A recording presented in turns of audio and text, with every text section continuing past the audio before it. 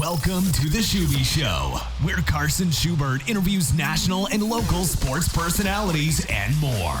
Now, please be seated and get ready for some more never-ending nonsense with yours truly, Schuby.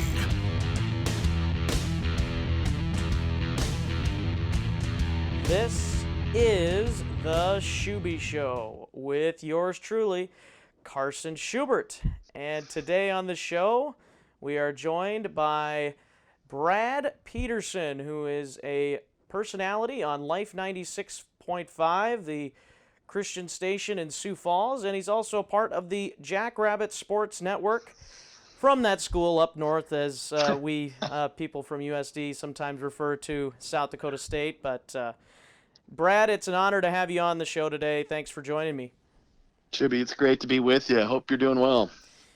I'm doing pretty well. Just got done with my first week of starting a new job, and it's good to have a job at this time in our nation's history when things are looking down for a lot of sports-related things and just life in general for a lot of people. Absolutely. Well, that's great news for you.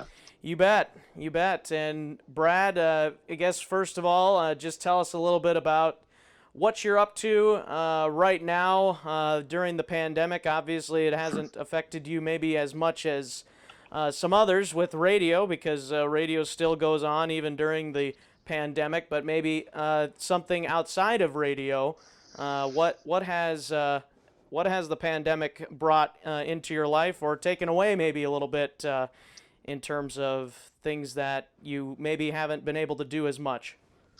Well, it's a combination of we've been able to see some family a whole lot more, and others we just haven't had a chance to see. So it's been a blessing in many ways for us just to be able to slow down.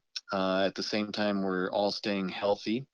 I've got 3 grandkids through marriage that live over in Canastota, and so they're 7, 5, and 3, and just a bunch of energy over there. And then, so I get to see them a lot. And then I got 2 daughters that live in town that actually were to be married 2 weeks apart in the month of June.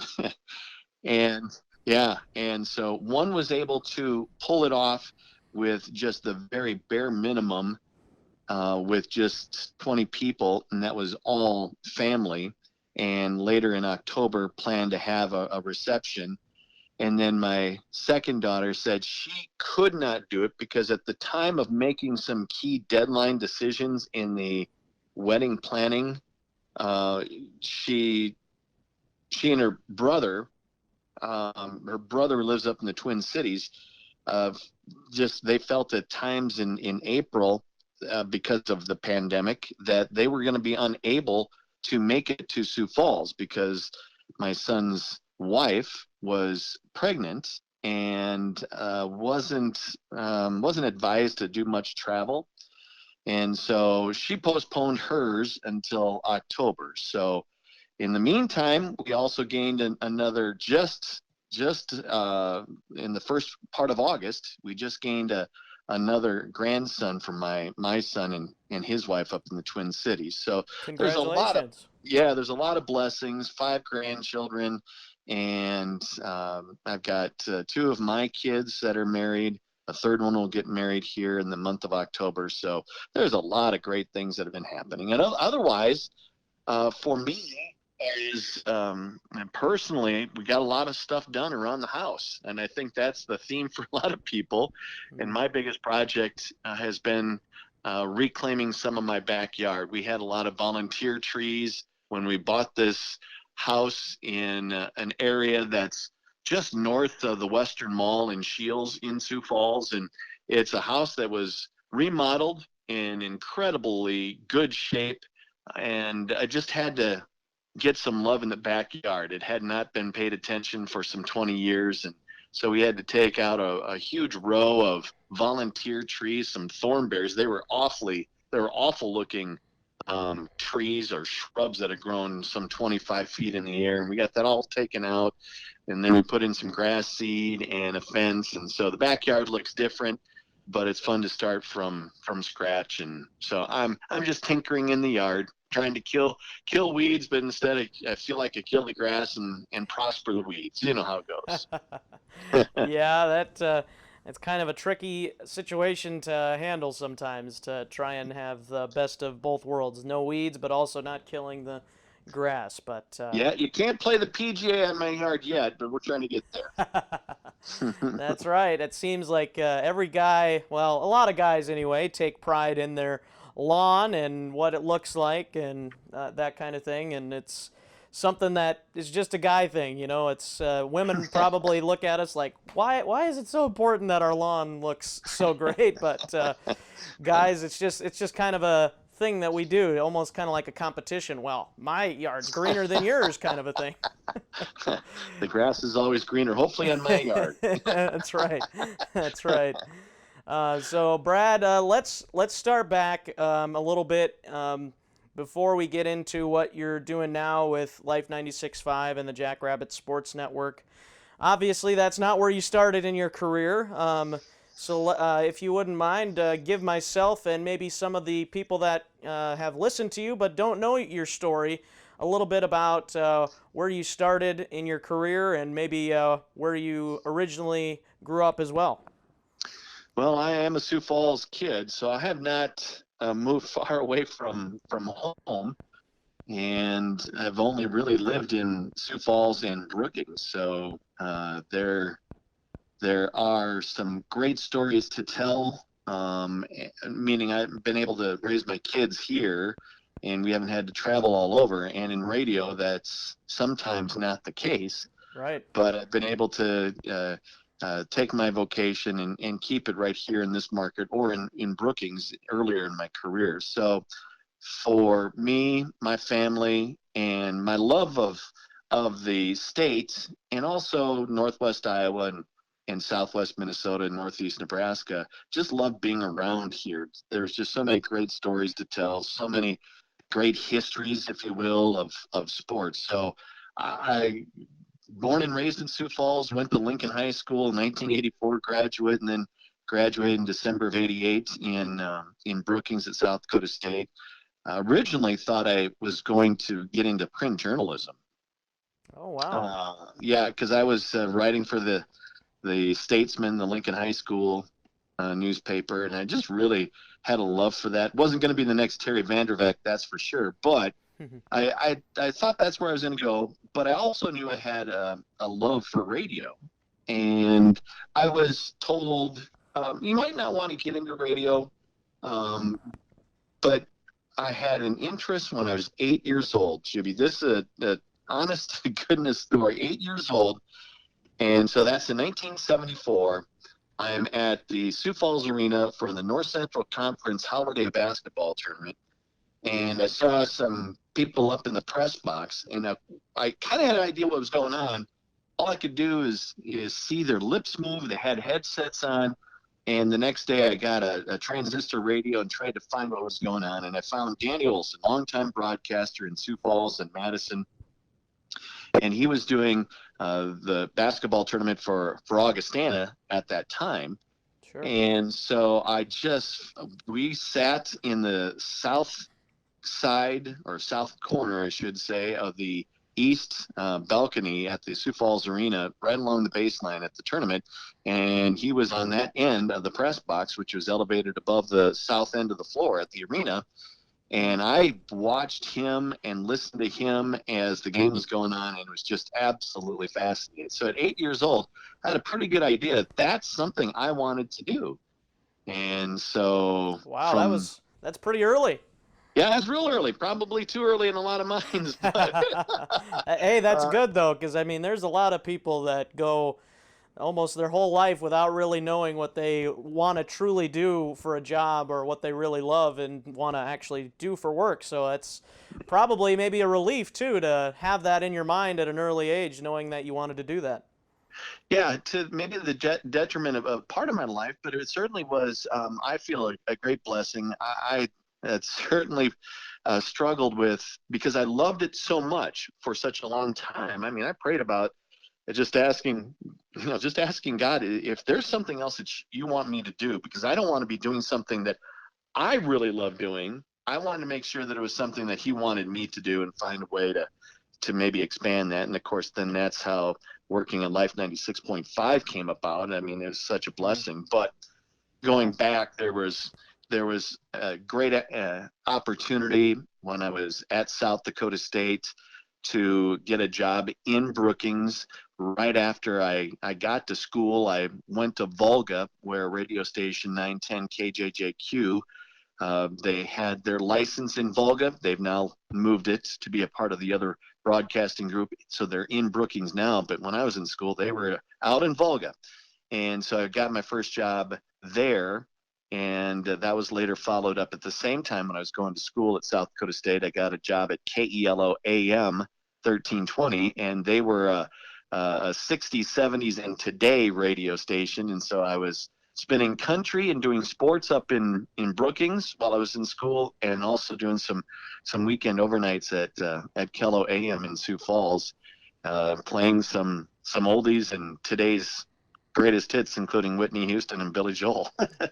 Yeah, I bet that has given you a wide variety of taste in music over the years.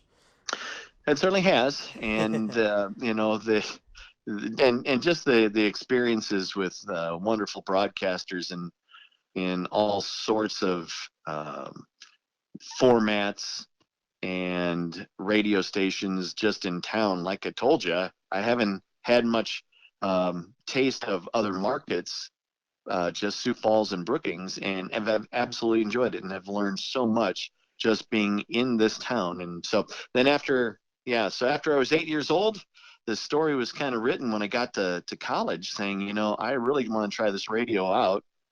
And a friend from high school who was going to Sioux Falls College at the time, in the freshman, after the first semester of our freshman year, so it's late December back in 1984, and he said, hey, we're looking to fill some slots during Christmas break. Would you have any interest? And so my actual first job in radio was in that December of 84 at Sioux Falls College, working at their radio station over Christmas break. And I got a taste of that and started doing some basketball soon thereafter up at South Dakota State in 85. That, boy, it was about all she wrote. And from there, it's just kind of been full steam ahead. Yeah, that's quite something to kind of get into the radio side of things. And so I guess my question is, when did you for sure say that, okay, this is radio, I'm gonna stop? Because you mentioned the love that you had maybe for writing as well. When did that go away, and when did you say, okay, I'm just gonna pursue radio, I love this more than I love writing? I just felt it was on my heart. It's just some of the uniqueness in radio, on how you can be creative, still doing a lot of writing. A lot of people will tell you that radio is impromptu. It's things that you just do off the top of your head, and so much of it is. But there's so much creativity. I've had a chance to be in the news department, creative services department, in other words, writing and producing commercials. And so the writing was still going to be there. I've certainly done some other writing that I've never published, but I guess there have been a couple of other times too that, now that I think about it, I did write as a stringer for the Argus Leader back in the late 80s and again in the 90s. And that was a lot of fun, just to be able to do some sports writing. But that was just a very few times, and I really do love it. I mean, between you and me, one of the fun things that I was able to do to rekindle some of the sports writing love that I had is that when my son was way younger, and we would play with the PlayStation 2, and we had our college football, our college basketball, and football, basketball, and baseball games. We would play games, I'd keep score, and then by morning I'd have a story written up for him. and he just absolutely loved it. And I think maybe I loved it way more than he did. But anyway, it was just a hoot to be able to do that. So I just believe that for whatever reason, I was way more fascinated with radio and my interests. I think that was the right move for me. I really do. I've just enjoyed this ride. Like I said, I've been able to stay in Sioux Falls, work for several different radio ownerships in town, and one of the longest I've spent was at Results Radio, Town Square Media, for almost, a little over 13 years, but was with that same radio station group for almost 17 years total. So, and now the last, since 2013, I've been with University of Northwestern out of St. Paul and Life 96.5.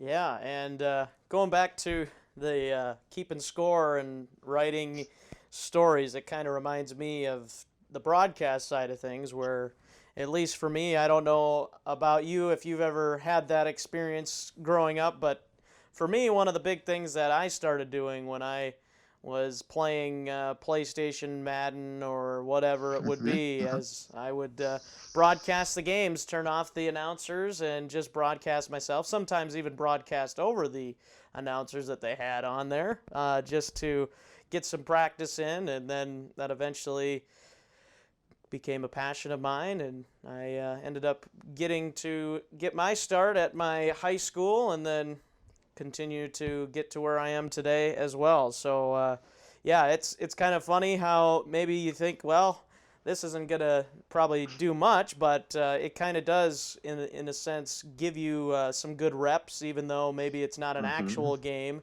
It gives you an idea of what to expect, and it's fun to do.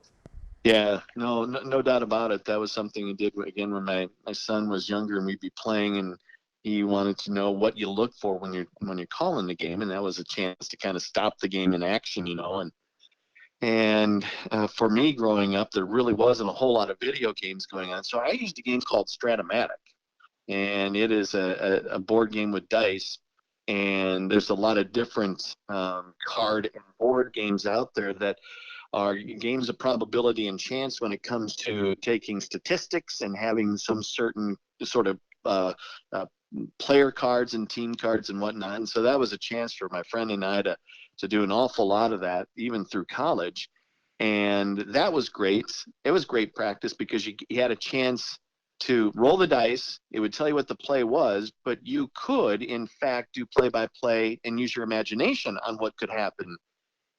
Here's the result. It's a single, but what was that single like? What was that at bat like? And so you could have Rod Carew for the Minnesota Twins back in 1979 fouling off 7 pitches on a 3-2 count, and you could make it as dramatic as you've heard Herb Carneal or any of your other favorite announcers of the 60s and 70s when I was growing up. And so it really led to, when you do video games, you can see what happened, but when you did this board game, you created what happened. And so then that's where the imagination really came in, and that's where I just try to kind of take that imagination when doing sports play-by-play and obviously create the factual information or the factual play that's at hand, but also be able to make sure that I'm seeing it in my head as it should be in the listener's head. Yeah, I've heard of Stratomatic baseball. I just have never played it. I've never. You'd love it. You'd love it. I guarantee you'd love it. I know I would. I might have to look at maybe getting something like that. Maybe Amazon has something or something like that. But that would be a lot of fun. I like you could have that control kind of when you're playing a game, but like in a board game, that even sounds fun. You could play with the whole family or whatever kind of a thing. They also have a computer version of that too. And so, if you're not into the hard copy cards in front of you, that's great. You've got the computer version, but it's the same thing, simulated play through chance, and it's just a lot of fun. That sounds great. Let's talk a little bit about the Jackrabbit Sports Network. You said that you started doing some of that while you were in college. Did you ever take a break from the Jackrabbit Sports Network, or did you pretty much continue that all the way to the present time right now?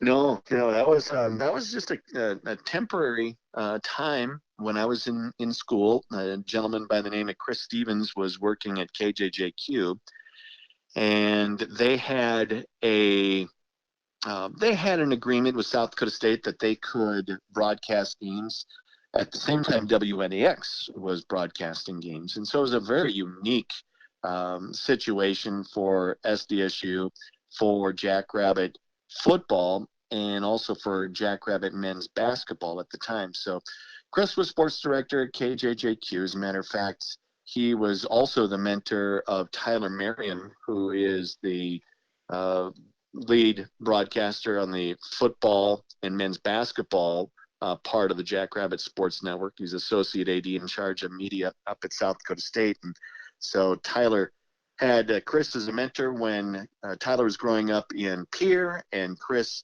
moved from Brookings out to Pierre. And so as I was going to school, 1985 was the first year I kind of helped out with the sports network. Had a chance to go to Chrysler Arena in Ann Arbor, South Dakota State's men's team back in the mid 80s played in the University of Michigan. That was quite an experience. One of my big experiences right away in college, and so that was wonderful. And so then when I was done with school in December of 88, I finished my work with the Jackrabbit Sports Network. I would come back, though, for the next couple of years and just kind of help out with everything that was going on in game day. And then after that, boy, I got married, had a family, and then just within the last 6-7 years now, have been with the Jackrabbit Sports Network, helping out game day football with the guys up in the booth, and then sharing the SDSU women's broadcast with Scotty Quaz. Scotty had been a full-time voice of the women's basketball program, but he's got a full-time job. I've got a full-time job. So we split 14 or 15 games each throughout a calendar or during a basketball season. And he and I share a schedule and then get together at the Premier Center for the Summit League tournament and able to broadcast together. And then we split up any postseason games that are also determined. So yeah, there was quite a while from 88 really until just recently in 2014, 2015. Sure. Yep. Yeah. Now you're back, and I'm sure it kind of feels nice to not have to fully be in it with your full-time job at Life 96.5. But it also probably is great to still be able to be involved in sports at some level, I'm sure. Yeah, I mean, I'm in my 30-something year of radio, and I have, I guess, 35 years of radio, and I've done over 20 years of high school broadcasting. Worked at KSO, actually back in 1990 at KWSN when it signed on as KWSN. Steve Thompson, who's now been a longtime broadcaster up at WCCO up in the Twin Cities, he was program director at AM 1230 in Sioux Falls. In 1990, he hired me, and for 4 years we did high school sports then, and then went to KSOO, and then later ESPN 99.1, owned by the same company. So basically from 1996, with a small break in between at another group, from 96 until, basically right up until I left ESPN 99.1 in 2013, was doing high school sports and absolutely loved it. After Steve Thompson, it was Jeff Filling, longtime Augustana broadcaster. And so I got to work with Jeff after working with Steve Thompson. And one of my earliest, going back to college, one of the people I was able to reach out after I really knew that I wanted to make the change, should be from print into radio and into sports broadcasting. And I was a little hesitant, but I did reach out to Tom Frederick. At the time, he was working at 1140 KSOO, and he is now SDSU grad, had actually did a lot of games down at the University of South Dakota back in the 80s into the 90s, and now a longtime lead broadcaster in sports for the University of Sioux Falls. Yeah. And I just sent him an old-fashioned typed out letter saying, hey, I've listened to you a long time, want to know how you do things in terms of keeping stats, and just picked his brain, and in less than a week returned an old-fashioned letter in the mail. And he even sent me a couple of his stat sheets and even his play-by-play sheet of what he does when he's keeping score of the game going on. And to this day, there are so many things that he shared with me that I do when I'm doing a game.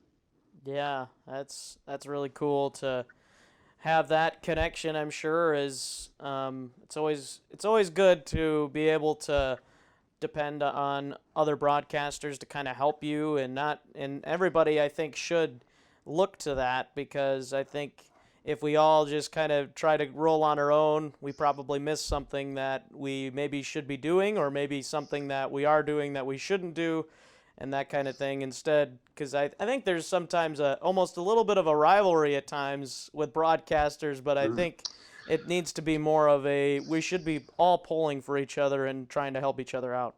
Absolutely. I think that's a great point.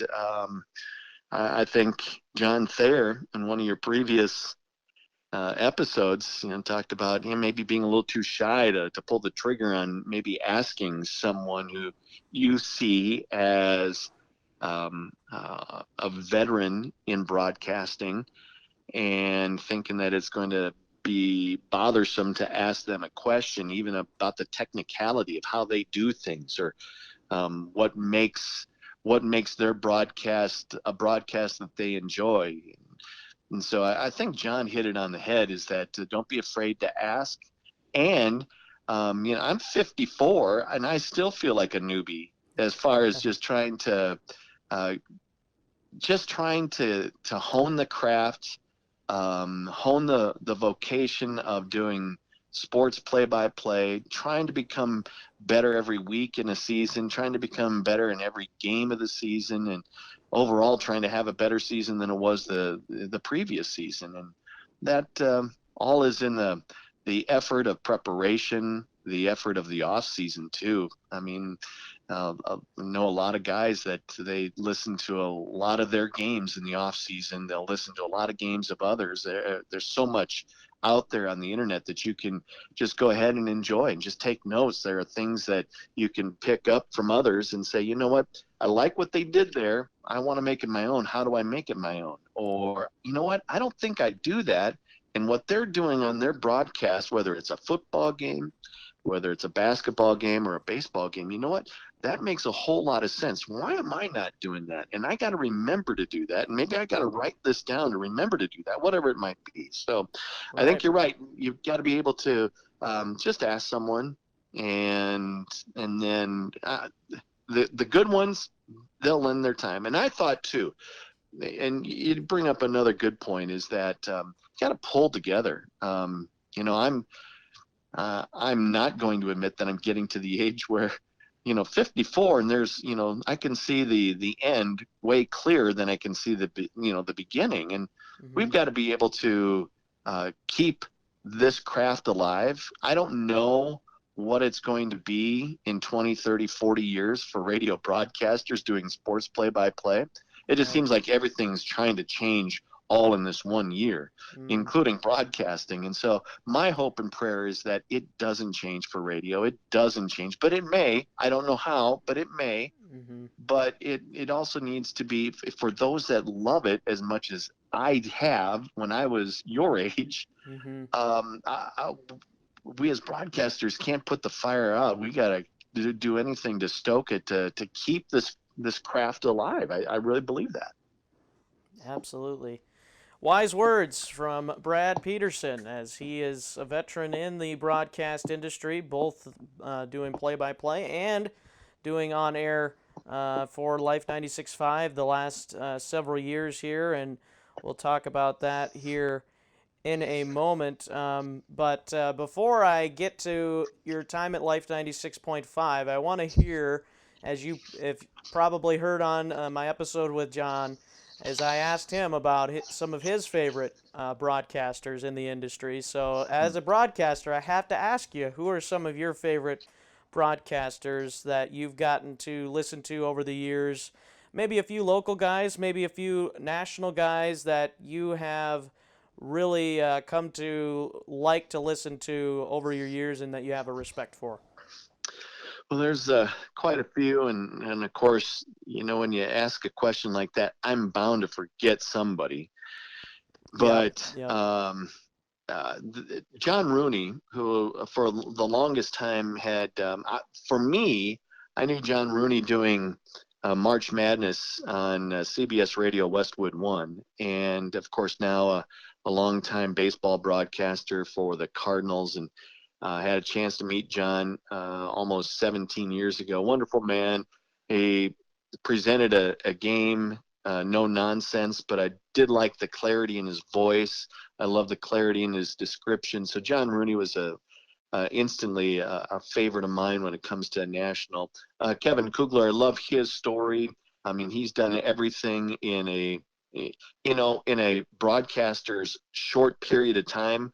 I mean, being able to go from UNO Division II football to from Omaha, and being able to go to Westwood One and the Big Ten Network and do college sports, and also the Olympics. He has got genuine skills, and he's so pleasant to listen to. Also, John Miller, longtime baseball broadcaster, was an ESPN play-by-play guy with the San Francisco Giants. He is a pleasure to meet as he sounds on TV. He's the same in person. Met him once while the Giants and Barry Bonds were in St. Louis to take on the Cardinals. Had a chance to meet him. Also, Bill Rosinski. Now, Bill, I don't know if you know Bill. He's got quite the voice, quite the story on how he describes games. He's also a part of the PGA radio network, and just fantastic description in golf for radio. And he's also been the voice of the Atlanta Falcons, also the Carolina Panthers. He's just had, over the years, while listening to him do college bowl games during the bowl season on ESPN, you know what? I kind of like him a whole lot. So those would be, along with Kevin Harlan, of course, a regional favorite. And then locally, I've got to say, the guys that I work with, I really do appreciate their skills, and Tyler Merriam, Scotty Quaz.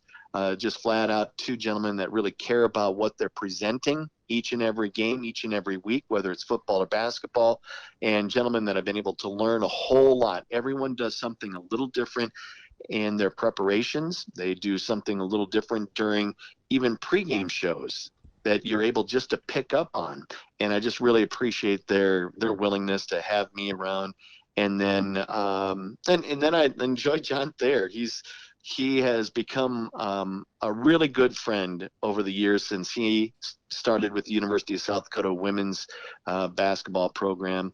And I'm so happy that he's got this chance now to do the men's basketball season along with USD football. So I'm very happy for him. And thanks to Joe Van Gore for everything that he's done in South Dakota athletics at the U and also at South Dakota State, plus a couple of others that I would mention. If I haven't mentioned Jeff Filling, longtime broadcaster for Augustana, longtime high school co-broadcaster of mine, and then Tom Rodebush, who's been out in Rapid City area for many, many years, and Jeff Culhane, who is a kid from Mitchell that has had a chance to have a taste at the big time. And he is, of course, up at Fargo at North Dakota State. I know I'm missing a lot, but those would be ones that I've really enjoyed for so many different reasons.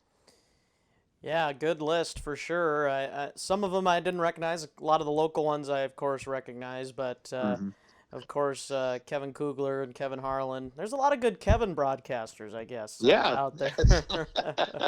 So, yeah, some good names there for sure, and that is a really good list that you put together. And now moving into the time that you've had at Life 96.5.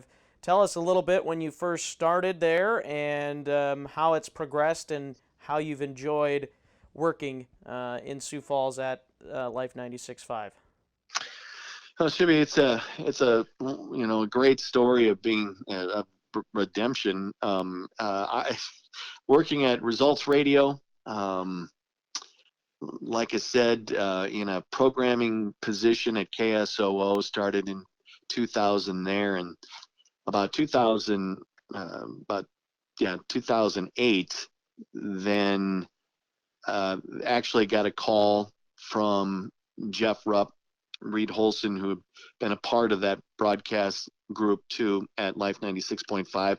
Hey, we got an opening. Would you be interested? Well, I just was able to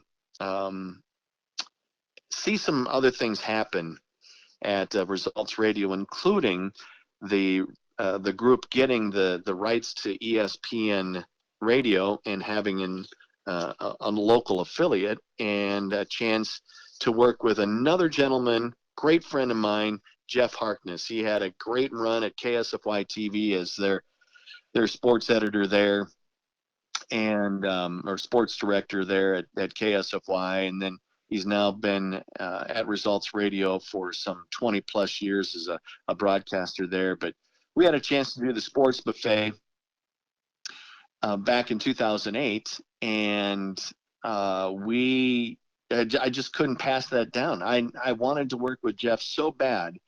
We had a chance to do a couple of things at state basketball tournaments in the 90s, back when he was doing TV and I was doing radio, and we really wanted the opportunity really to work side by side. So this gave us an opportunity to do so, and we were so happy that we did that. And then once 2008 decision to turn down Life 96.5 came and went, I just felt I wasn't ready for the calling. I really didn't think that I was going to be right for the ministry. I truly felt like, I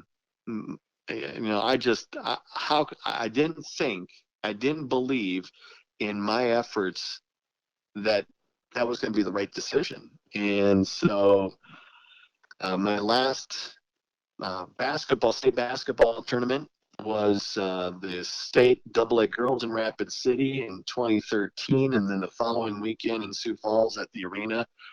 And that was my final two state tournaments. And I had accepted in mid-March or before mid-March that I was going to take on another job opportunity at Life 96.5 after a lot of prayer and really trying to figure out if this was the next step where I was supposed to take as a broadcaster, to just spread the good news, be the light, and change the way I did things. As uncomfortable as it felt so comfortable just to be led.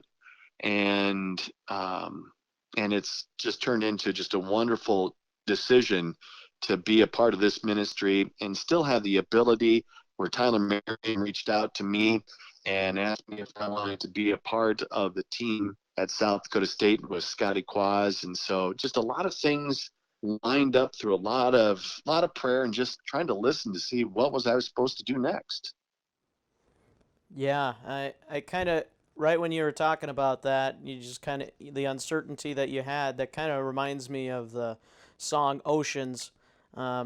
Just take me deeper than my feet could ever wander, Yes. That's kind of, absolutely. that's kind of what I thought of when you said that, because God is capable of taking us further than what we think that we can do in our own minds, but that's because it's God leading us, as you said, and not ourselves and not our own strength. Schuby, you're absolutely right. You remember when I was just so much enjoying what I was doing as my vocation. How could, am I supposed to be enjoying it this much, and I kept asking God in prayer. I mean, if there's some place that I'm supposed to be, or doing some other job, then please make it crystal clear, because I'm not the smartest guy. You really got to make it, you really have to make it evident to me that this is something that I'm supposed to do. And his grace, his mercy, I think after denying it in 2008, there was this other opportunity in 2013 that I was able to say yes to Jeff Rupp and the University of Northwestern, St. Paul, and Jason Sharp and the rest of the gang there, that's in fact was the next thing that I was supposed to do. And so they've been so gracious to me to be able to take some time off. You get a good benefit on the paid time off at Life 96.5. So it allows me just take some time off if I have to do some games on the road. And they've been so encouraging, and it's been such a pleasure to work with Tyler and Scotty on the schedules, and of course Aaron Johnston and the rest of the staff at South Dakota State and the women's basketball program. My goodness, it's just been, as Dickie V would say, pinch me. I can't believe that I'm doing this.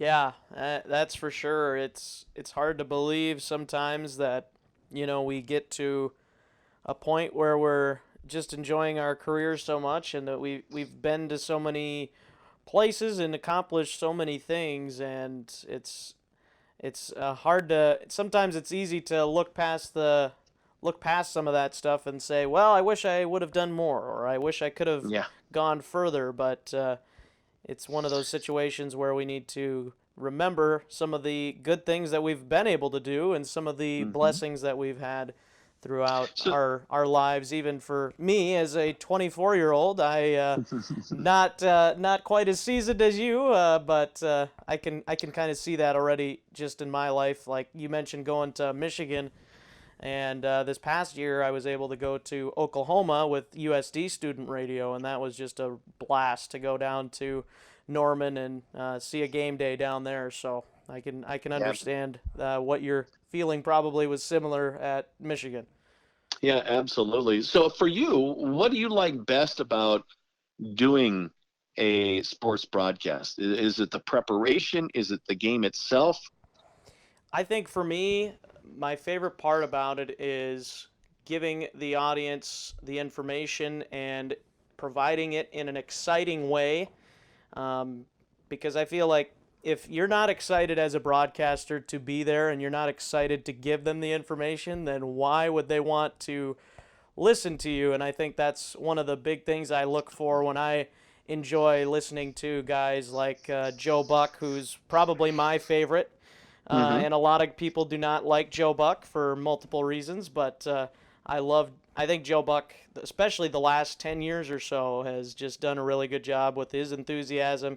Kevin Harlan, of course, great enthusiasm as well, and Kevin Kugler, and some of the other really big names as well. And I think that if you don't have enthusiasm as an announcer, then you're kind of just not letting the audience get enough of what could actually be the feeling of if they were actually at the game, kind of a thing, because I think if you're not at the game, you want to hear what the energy is like. And I mean, you have that with the crowd sometimes, but I think if the announcer's also bringing energy, it just makes you even more attentive to what he's saying, and also to what's going on during the game. And maybe that's different for other people, but I guess that's just kind of what I feel. Well, sounds very good to me. I totally agree. Totally agree.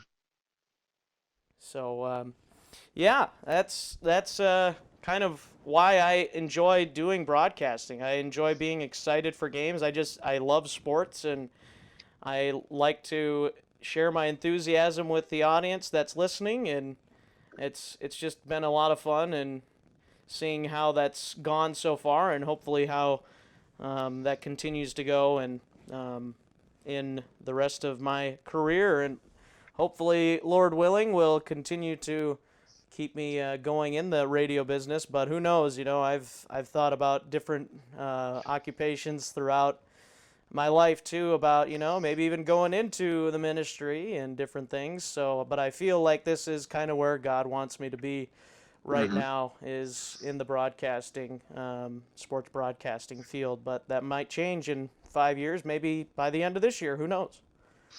Well, he certainly gives us passions, and so that's kind of what I was talking about. Is that I didn't want to be selfish in what I love to do. I mean, I have loved radio, and I just didn't want it to be me being selfish and just doing something that I enjoy doing.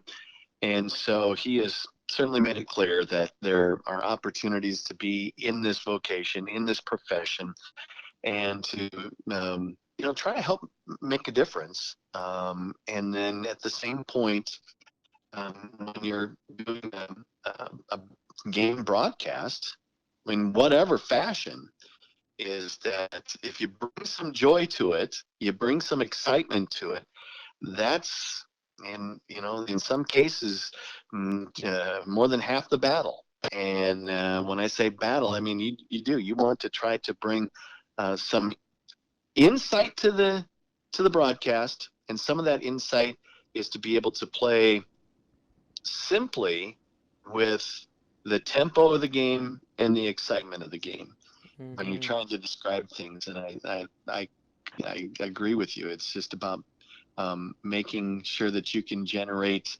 equal excitement that is going on the floor, because trying to fake it, people will see that, but they also will see, if you're not excited, why should I be?